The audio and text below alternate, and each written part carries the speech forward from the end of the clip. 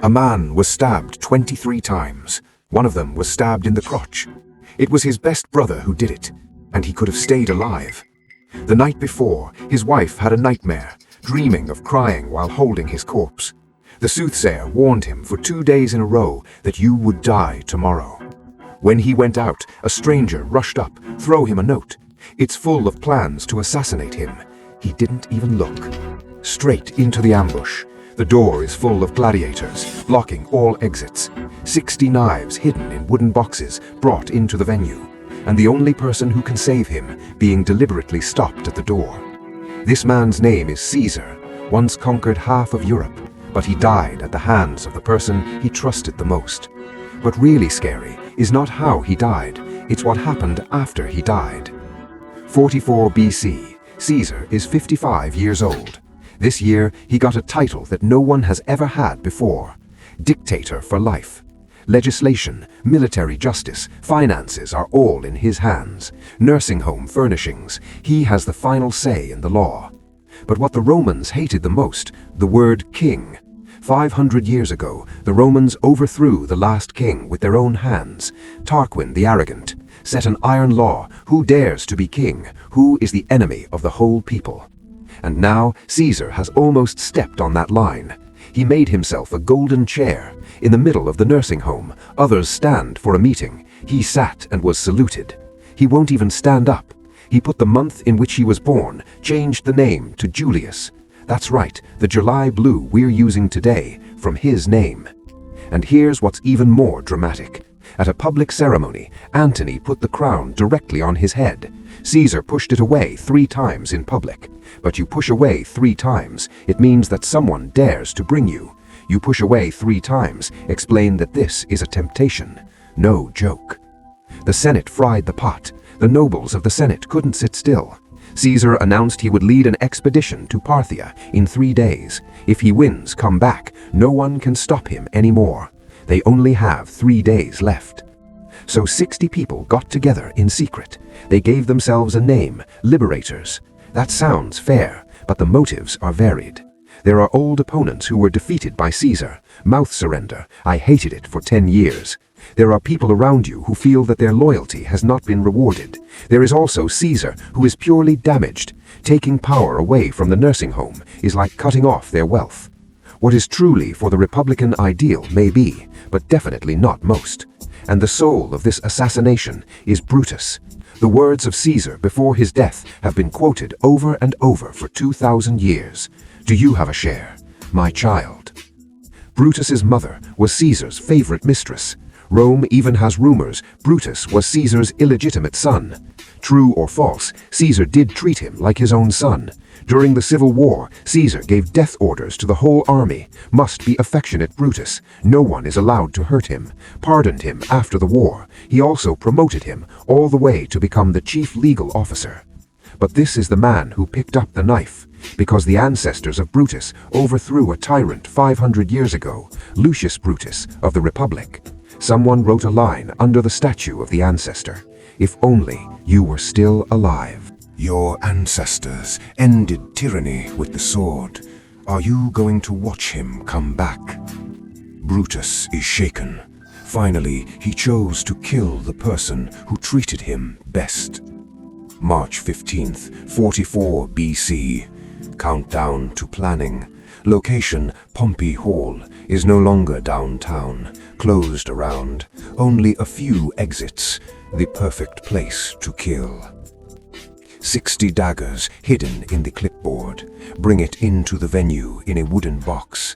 The senators pretended to sit down normally. Tuck the dagger under the armor removal robe. Outside the venue, gladiator in place. Guide chimes Brutus' pavilion. This man was a good friend of Caesar's, the second-ranked heir in the will. Caesar saw his gladiator outside the door. No suspicion at all. And these gladiators are here to block his retreat. Caesar arrived with Antony that day.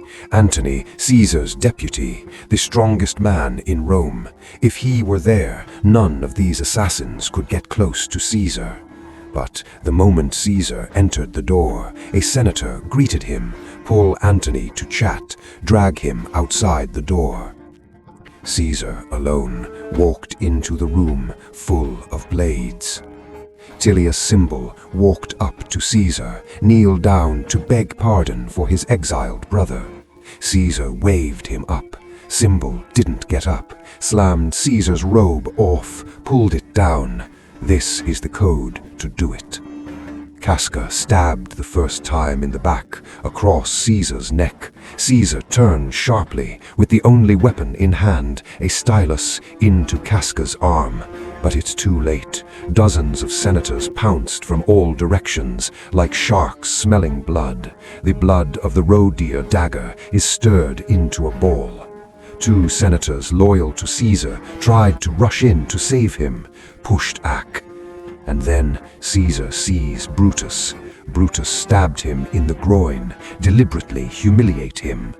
According to the historian Suetonius, Caesar said his last words in Greek, "And you too, Brutus," and then he gave up the struggle, cover his face with a purple robe. After 23 knives, Caesar fell at the foot of the statue of Pompey. Pompey, Caesar's greatest opponent in life. Caesar defeated him, but didn't remove his statue. It's called kindness, and he died at the foot of this statue, as if Pompey were looking down on him, laugh at his kindness. The assassins cried, "The tyrant is dead, Rome is free," and marched through the streets. They thought the people would see them as saviors, but the city of Rome was dead silent. No one cheered. The people don't buy it. Why is that? Because Antony opened Caesar's will. Caesar took the garden by the Tiber, leave it to all citizens as a park, and gave 300 sesterces to every Roman citizen, the equivalent of 3 months' living expenses. Rights were not the last thing on the mind of this tyrant. The common people, Antony at the funeral, holding Caesar's blood robe with 23 holes pierced through it, hole by hole, for the public to see. The tears of the Romans turned to anger. Riot begins. The people set fire to the assassin's house. Brutus and Cassius were forced to flee Rome. Caesar's adopted son, Wu Dawei, was only 18 years old at the time. Returned to Rome, he joined forces with Antony and General Lepida, forming the post-Triad alliance. The first thing is to liquidate the 60 people involved in the assassination. Hardly anyone survived more than 3 years. Cassius died on the battlefield. Brutus committed suicide. He said one thing before he killed himself, "And I will still run away. Only this time, I use my hands, not my feet." Not even Cicero, who openly supported the assassins, escaped. The head and hands were chopped off, nailed to the podium in the Roman Forum. And here's the irony. These men killed Caesar to defend the Republic, but after Caesar died, the Republic not only failed to recover, instead it accelerated the collapse. Octavian wiped out all his opponents, become the first emperor of Rome. The age of Augustus's empire began. Where was Octavian smarter than his adopted father? Caesar showed power to all. Wu Dawei learned a word to hide. He called himself the first citizen rather than the king. Retain elders, the form of the hospital, but he made all the decisions.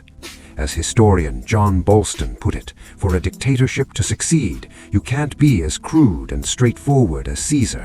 You have to wear the mask of a republic, even if it's fake. Caesar was proclaimed a god after his death, and Brutus, who killed him after death, is also worshipped by future generations, because he represents a belief, even if doomed to fail. Caesar won all the wars, but lost to his own kindness. Brutus betrayed the man who trusted him most, but was revered as a hero by future generations. No one is an absolute good person. No one is a pure bad person. 2,000 years have passed. Caesar's name became a synonym for the emperor. Kaiser in German, the Tsar in Russian, all from Caesar. A man who was stabbed to death by 23 knives ultimately ruled all languages. You can kill someone, but you cannot kill an era.